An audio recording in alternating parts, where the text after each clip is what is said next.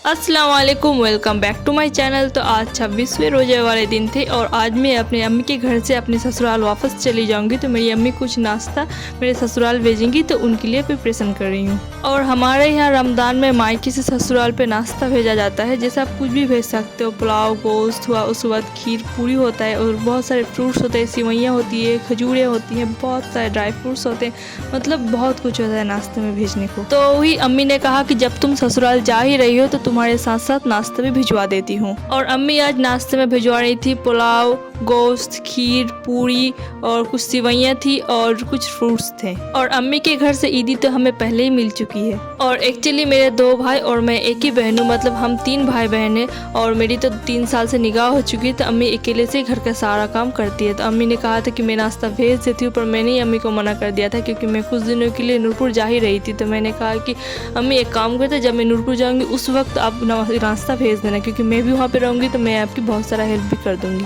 तो यहाँ पे मैं बैठ के सारे प्याज को छील रही थी और यहाँ पे दादी भी आ चुकी थी, युवान भी आ चुका था। दादी युवान के साथ बहुत सारा प्यार कर रही थी और बहुत मस्ती भी कर रही थी। दादी युवान को बहुत ज़्यादा मानती है और दादी की ना मुझे अपनी टाइम की बहुत सारी स्टोरी भी उस टाइम पे बैठे बैठे सुना रही थी। मैं उससे बातें भी कर रही थी दादी से और सारा प्याज भी काट रही थी। प्याज छीलने के बाद मैं फिर से आ गई थी अपने रूम क्लीन करने को, क्योंकि युवान थोड़ा सा लेट सो के उठता है ना, तो उसके लिए पूरा बेड धरा रहता है। जब वो सो के उठता है उसके बाद मैं पूरा बेड क्लीन करती हूँ। और उसके बाद मैं अपने सारे कपड़े पैक कर लूँगी, क्योंकि 4 बजे हस्बैंड आएंगे मुझे लेने को। और पता नहीं क्यों इस दफ़ा ना मेरा ससुराल जाने का मन नहीं कर रहा था, मन ही नहीं टान रहा था जाने का। मन कर रहा था कुछ दिन और रह जाती ना तो बहुत अच्छा होता, पर सामने ईद था, अगर ईद नहीं रहता ना तो मैं कुछ दिन और रह जाती यहाँ पे।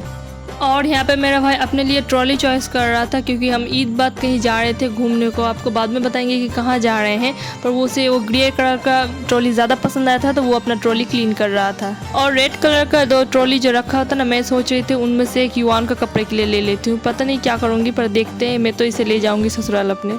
अम्मी यहाँ पे बना रही थी खीर और मैं डाइनिंग पे आ गई थी पूड़ियाँ बनाने के लिए। और हस्बैंड आई थिंक 4 या 4:30 में आ जाएंगे और अभी करीब टाइम हो रहा था 1:30। अम्मी ने पुलाव और गोश्त बना लिया था, अभी बारी है खीर और पूरी की। और इतनी जल्दी खीर पूरी इसलिए बना रही थी क्योंकि हम दोनों ही लोग हैं और हम दोनों से बहुत सारा पूड़ियाँ भी बनानी है, तो बहुत टाइम लग जाएगा, इसलिए अभी हम दोनों स्टार्ट कर दिया था पूरी बनाने के लिए।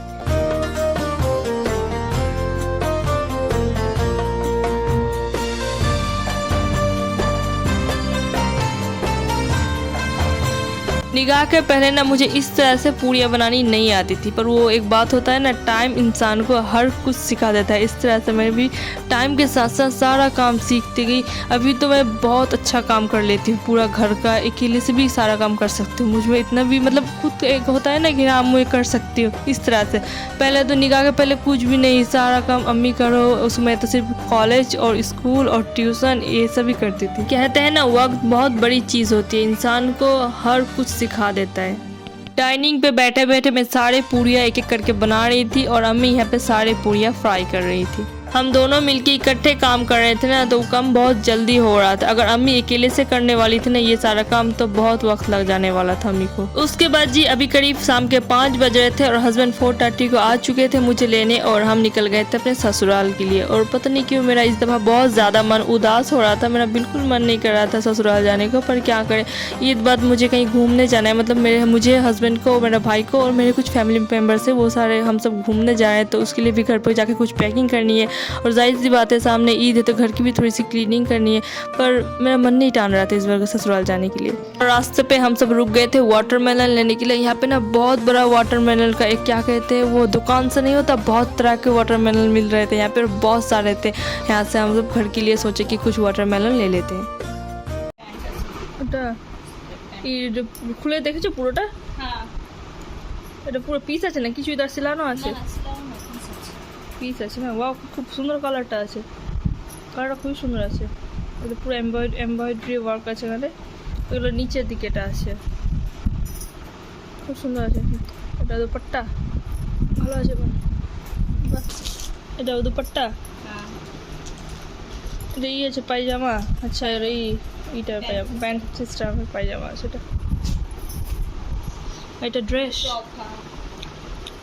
গলা কীরকম আছে? এই যে গলের তো এটা পড়তে পারবো ঈদের দিন তো তুমি? হ্যাঁ এটাই ভেবেছি যে পরবো। পরলে সুন্দর দেখতে। ভাবি পরিয়ে দেখেছিল ফিটিংস ঠিকই আছে। কে পড়েছিল ভাই, তুমি পড়েছিলে? পড়িয়েছিল, হ্যাঁ। বড় ভাবি? হ্যাঁ, পড়ে দেখো কেমন আছে, হ্যাঁ। তোমার ভালো লাগছে, ভালো লাগছে দেখতে, সুন্দর, কালারটাও সুন্দর আছে। কোন শাড়ি? হ্যাঁ, সুন্দর এই শাড়িটা।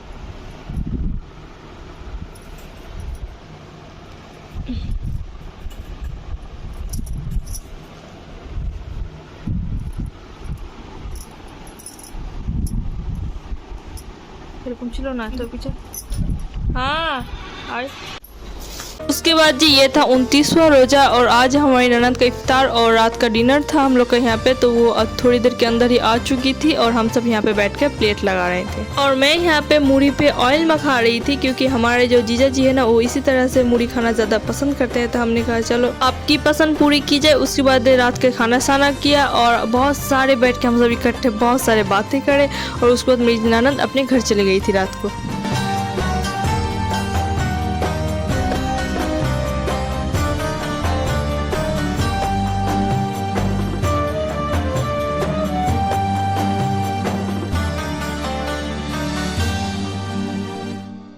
आई होप कि आपको मेरा ये वीडियो पसंद आया होगा। मिलते हैं आपसे नेक्स्ट व्लॉग में, तब तक के लिए अल्लाह हाफिज़।